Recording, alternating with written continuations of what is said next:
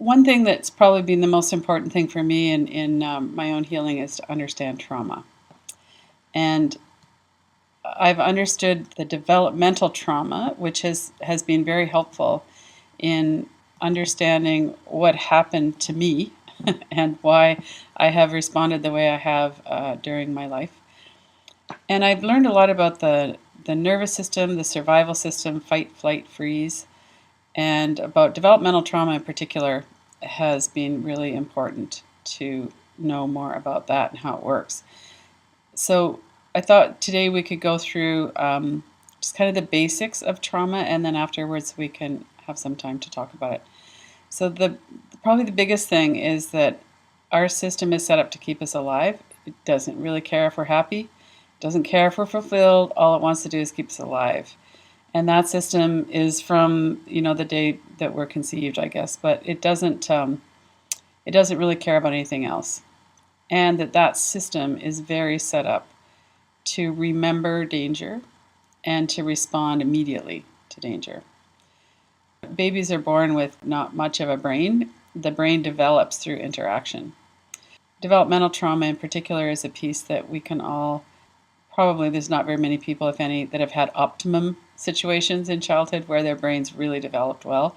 And where most of us are on a continuum from, a big disaster to not too bad and somewhere in the middle there.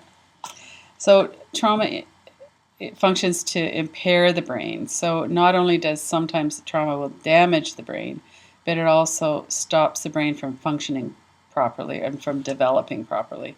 Socializing is a survival level imperative. We need other people in order to survive as human beings.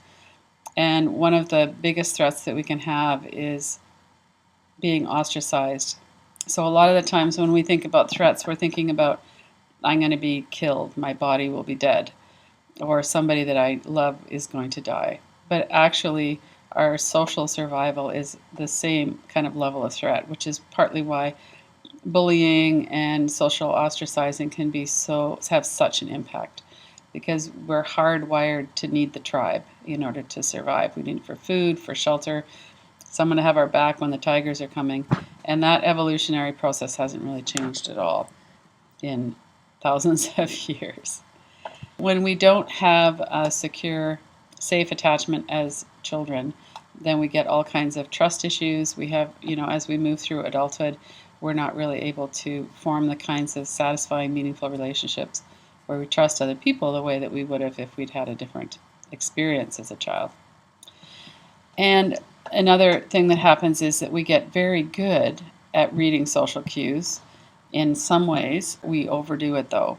So sometimes we just get so hyper attentive to danger that we don't know when it's okay to relax. We just can always feel like we're being threatened in some way. This is a part of the system that's from the primitive brain. We don't really have conscious control over it. Our system reacts to perceived threat.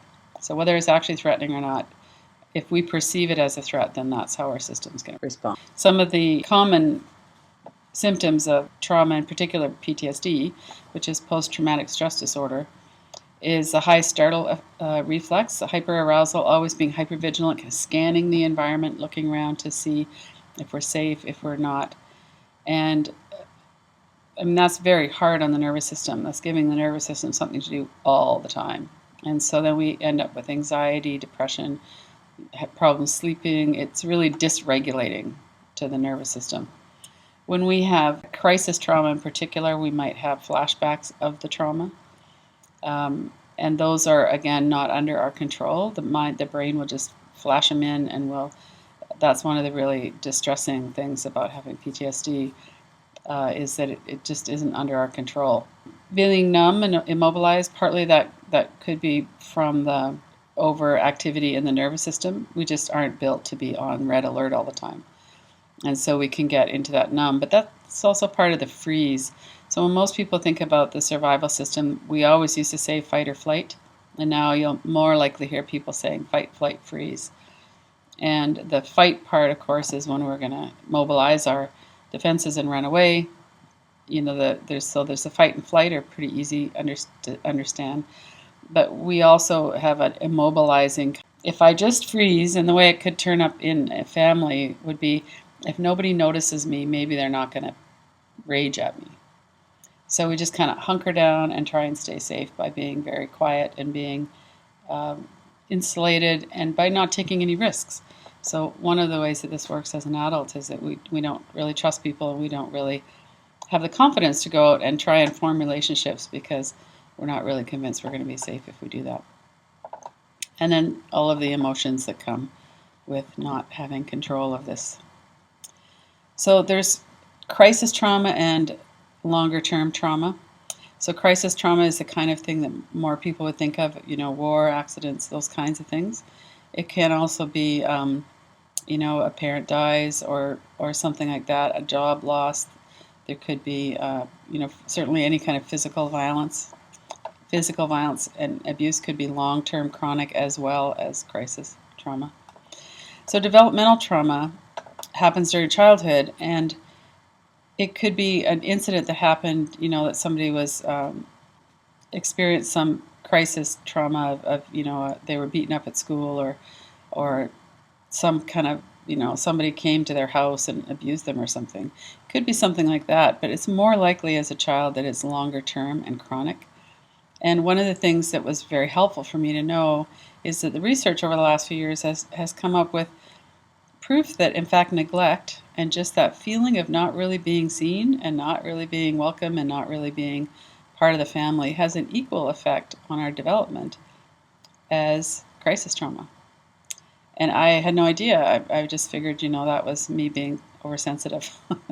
So it's really good to know that, we're social beings. Children especially need a feeling of being cared for. And when we don't have that, then there's an impact. The brain doesn't develop the way that it could. And the other piece is that developmental trauma means it's more likely we'll get PTSD if we have a crisis trauma. That's something that's kind of good to know too. So a child's brain is shaped by experience, and we have a survival imperative for a safe, consistent caregiver. We need to have a safe attachment bond with somebody, hopefully one of the parents, somebody who's around all the time.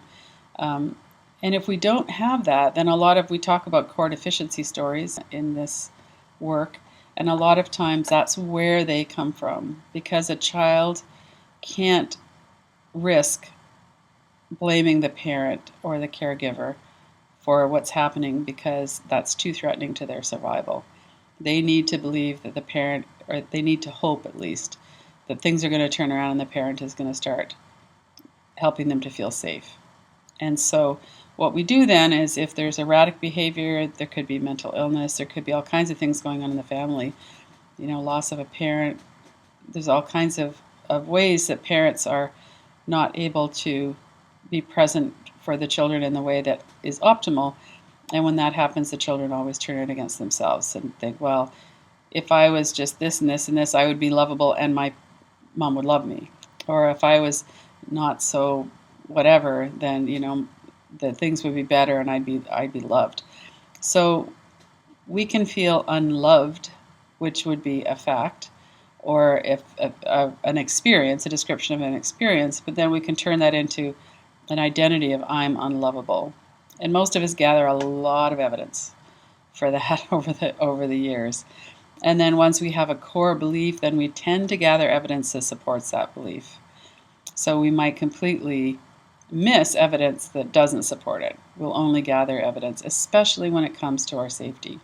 It's very important for our survival to recognize threat, and it's not really important to our survival to recognize happiness or satisfaction or any of those things. So certainly it includes trauma as children, includes what we normally think of as abuse. With virtually everybody that I work with that has some kind of developmental trauma, there's been one of those types of abuse. Everybody who's in a family where there's addiction, where one of the caregivers has an addiction issue, the children are very affected by that. We often feel not safe, not like the environment is too chaotic. Even if the environment is really safe some of the time, if it's not safe consistently, that's what's really important to a child. It has to be safe consistently. And even if we have a long period of time where it's pretty safe, our systems still are set up to remember that one time when it wasn't. So, and that's the same if there's spousal abuse or anything like that. Our systems are set up to remember danger. So that helps to understand some of what goes on when we're paying attention to that. And chronic neglect, which I talked about, that just feeling that we don't matter, that nobody's taking care of us, nobody sees us, that's a really important part of developmental trauma. Partly because a meaningful, satisfying life depends on meaningful, satisfying social relationships. And if we don't have the trust that that can happen based on our experience, and if we don't have the brain pathways that we would have had if we'd had that kind of secure social interaction as young people, then that gets disrupted and it really comes into our adult lives as well. So this whole thing about chronic neglect is not just somebody wasn't feeding us or something like that. In my family, it was more emotions. There was a strong no talk rule. Nobody wanted to know what you felt. And it wasn't even safe to say what you felt because you're probably going to be ridiculed for it. So that's an example of something that nobody would have thought that would lead to developmental trauma in the past, and that their researchers are discovering that, in fact, that's a really big thing for a lot of people. So social interaction, we have this biological imperative to connect, and that self-protective emotional shutdown is part of that human tendency to avoid pain and go towards pleasure. So it's part of the freeze mechanism, that emotional shutdown is part of the way that we protect ourselves. So if we're not sure, based on our experience, that, when we probably all have memories of being as a child, we just kind of, run towards our parents to show them something. We're excited about something. And then we don't get met in that. And then there's a disappointment and kind of a letdown. And then maybe we'll do it again and again and still the same result. Or maybe once in a while we have a little hope that, yeah, they did actually see us that time. So that carries through into our adult lives too. And that emotional shutdown isn't something that we can really control on a conscious level of the mind. We have to start having experiences of being met, and we can meet ourselves. And I think that's where the natural rest and living inquiries really make a difference, because if we don't know ourselves and if we don't actually have some compassion and kindness within, then even if we get it from outside, it's not going to have quite as deep an effect. So that's not something that we should be blaming ourselves for. It's just a natural mechanism that happens as part of the freeze response, where we're protecting ourselves emotionally. And as we feel safer, then the need for that protection will start to dissipate. And in that talk that Scott just gave, one of the things that really struck me was that he said, after that experience in grade 6, when his wolf pack, he called them the sports boys, turned against him, he said, I went home that night and I realized the world wasn't safe. He also made reference to that's the first time he realized that. So a lot of children realize that a lot younger. And he realized it then. He up until that point, the world was safe for him. And after that point, it wasn't. And once you have that experience of it not being safe, then you can't ever unlearn that. So you can have experiences of safety that can help to put that in perspective. But that's an experience that we then know. We talk about the Velcro effect, is that trauma is stored in the body.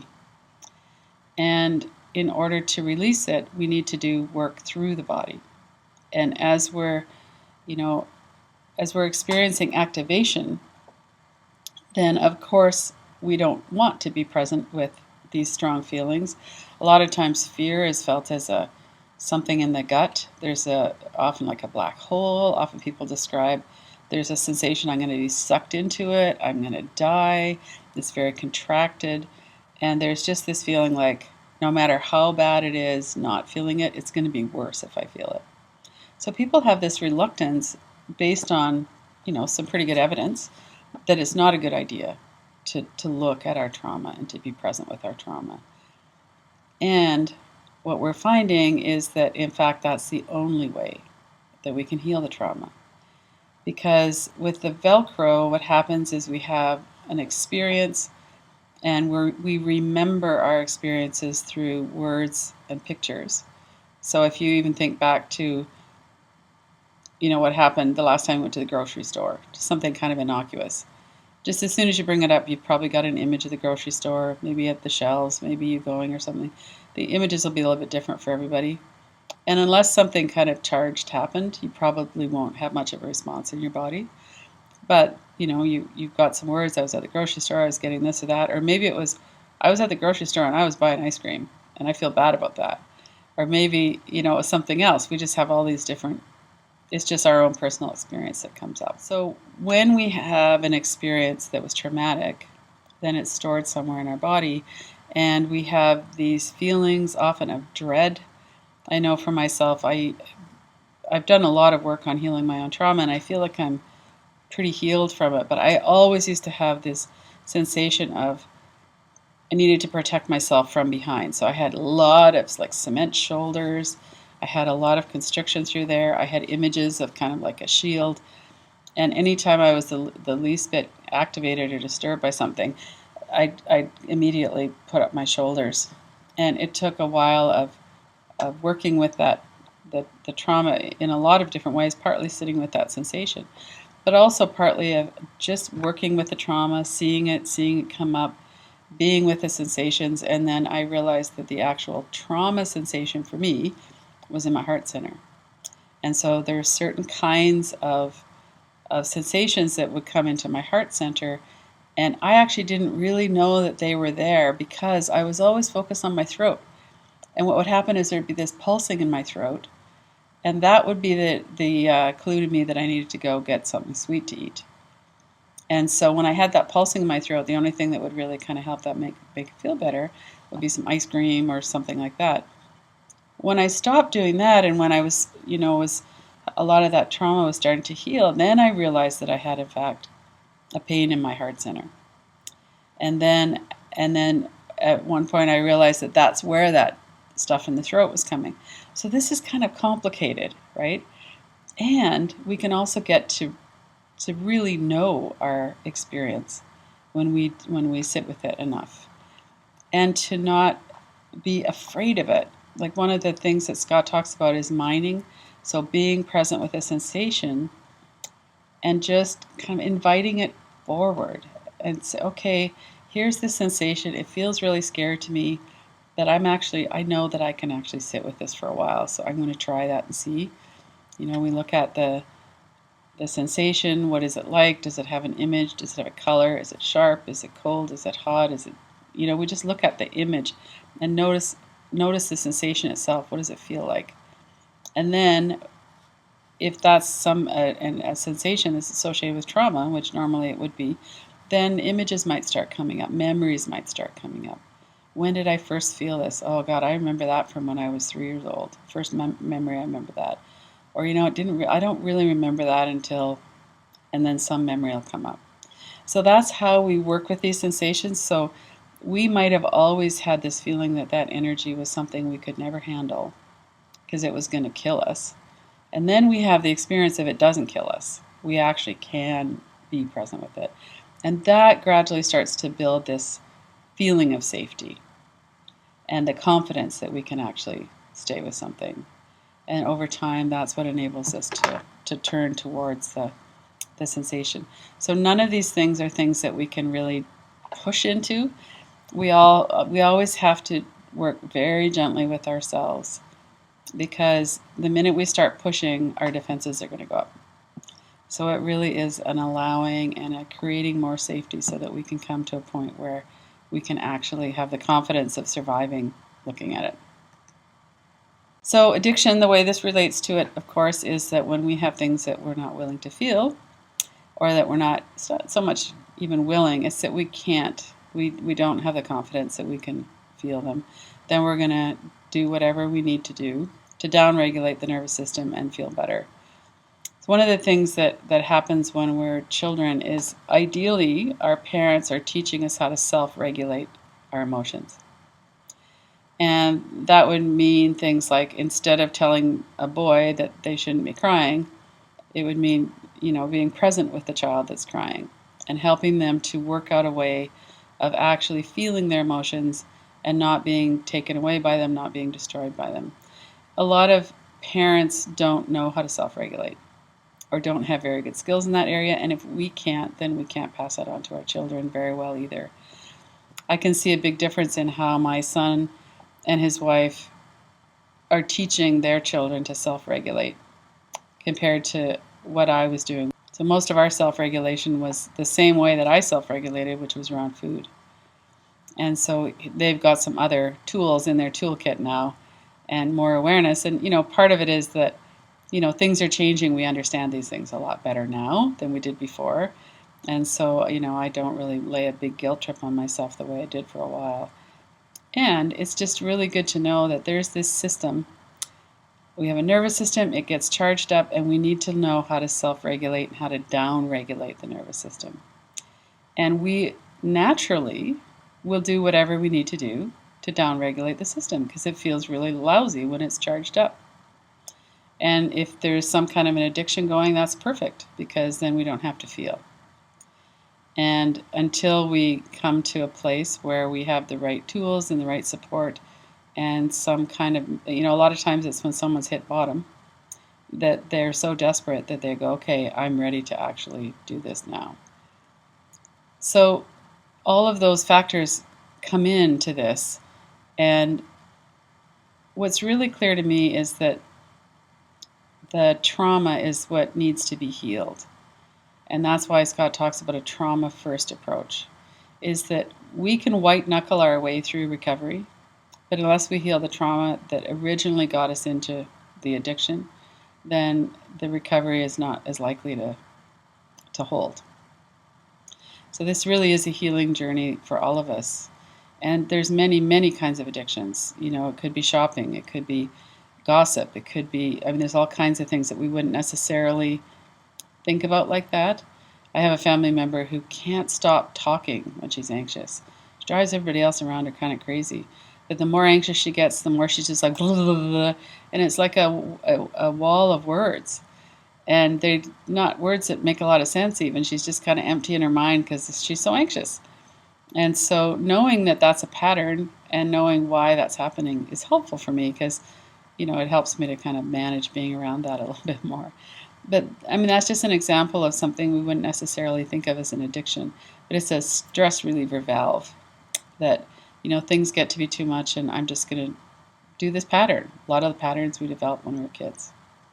And they've just kind of carried through. There can be a lot of hopelessness around addiction that, we kind of feel like, well, I'm so bad now and I've created so much harm and how am I ever going to come back from this?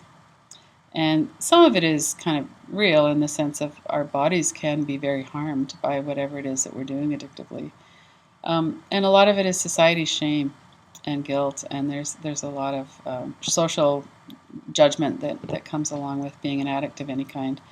And some addictions we can hide more easily. Other addictions show right on our face. And, it's just that there's a climate of secrecy and shame that really makes the whole addictive process worse. And harder to work with. They've been also doing a lot of research on is resilience. And I found this was so interesting. Dr. Martin Seligman is one of the researchers that started this, and he's done a lot of work with the armed forces in the U.S., and there's a similar project going on in Canada, and I'm sure there are in other countries as well, where they got really interested in what's going on. Why are some soldiers coming back with PTSD and other soldiers aren't? And that was when they started doing the research and discovered the developmental trauma connection. So if you've had developmental trauma, then you're not in as strong of a place when a crisis hits. And so the crisis in war, of course, is that you're feeling in fear for your life, and often you see other people die around you or you're injured. And so for us in civilian life, it could be some kind of a crisis comes up that's really hard to deal with it, and we do deal with it, and we develop more confidence because we've dealt with it and we haven't run away from it. And so resilience can happen from difficult and challenging circumstances. and what is it that makes some people more resilient than others. And they've got a whole bunch of evidence now of what works to make people more resilient. And some of it has to do with kind of reframing experiences. Some of it has to do with, different kinds of therapy and stuff. A lot of it has to do with healing the nervous system too. Like if we can do practices that heal our nervous systems, then the level of arousal will come down. We won't be quite so hypervigilant. It doesn't take so much energy. And that's one of the ways that we can improve our resilience. And another factor in this too is our thought patterns. If we have a lot of anxiety, then we're likely to have a lot of fear-based loops of thought. And if we can work with those, that'll decrease the anxiety. It's easier on the nervous system. Everything kind of settles down. So it's all really linked. There's a lot of complexity to this, but it also means there's a lot of ways that we can work with it. So that's really exciting too, is that it doesn't necessarily mean that just because there's all these factors that led into it that we're kind of hooped. It really means that we can work with this in a lot of different ways. And just getting more sleep will help. Or, going for walks more, or developing more social connections with people, even if it might feel scary. There's a lot of ways that we can work with this. Increase our ability to be resilient.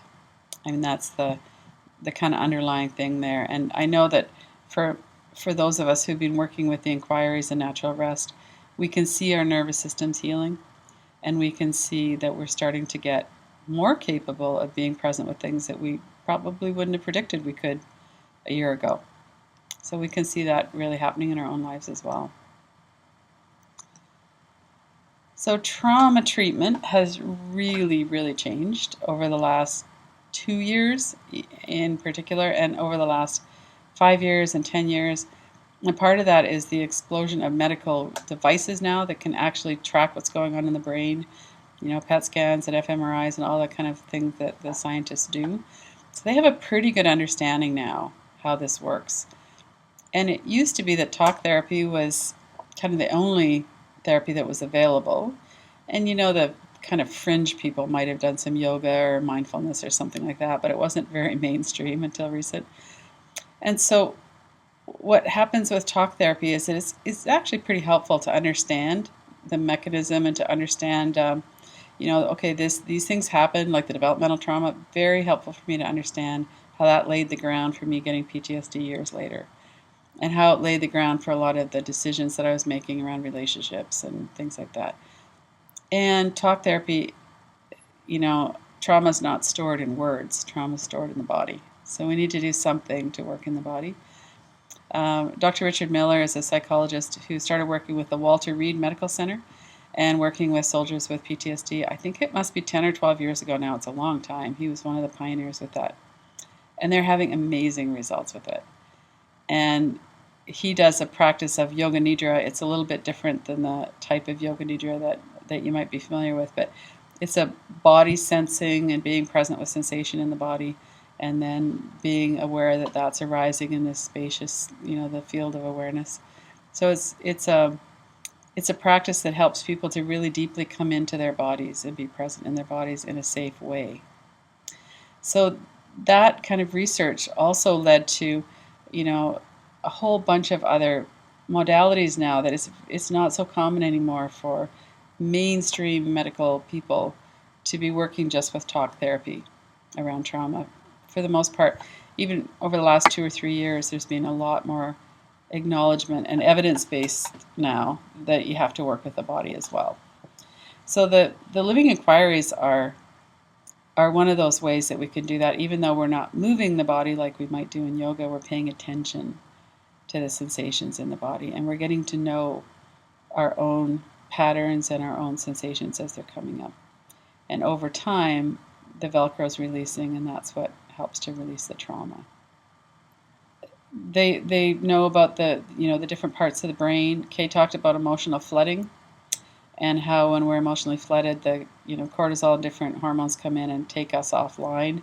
The prefrontal cortex goes offline, and that's the same kind of with trauma. When we're activated, the shutdown valve gets pushed by the primitive brain, and our prefrontal cortex doesn't have a lot to do with it. until we feel safe enough that we can come back and attend to that. And that makes sense evolutionarily because we needed to get ourselves away from danger. And then that was the first and the only priority was to get away from danger. And the problem with us is that we sometimes have our brains stuck on red alert when actually it's not. And that's the kind of thing that can really be helped with healing the nervous system and allowing that to happen. The vagus nerve is kind of two parts. The lower part in the gut is the more primitive part, and the higher part goes from the heart up. And that has a lot to do with social interactions. I was fascinated to learn that 80% of the messages in the body, between the brain and the rest of the body, come from the gut up to the brain. And that's because we have this sensing system, that's that old primitive survival system. And people who have been traumatized as children especially, but in adulthood as well, develop a very keen sense of danger. We know because we're always kind of scanning for it. It's a little bit like women are a lot more sensitive to social cues than men are because our survival depends on being able to read the men around us.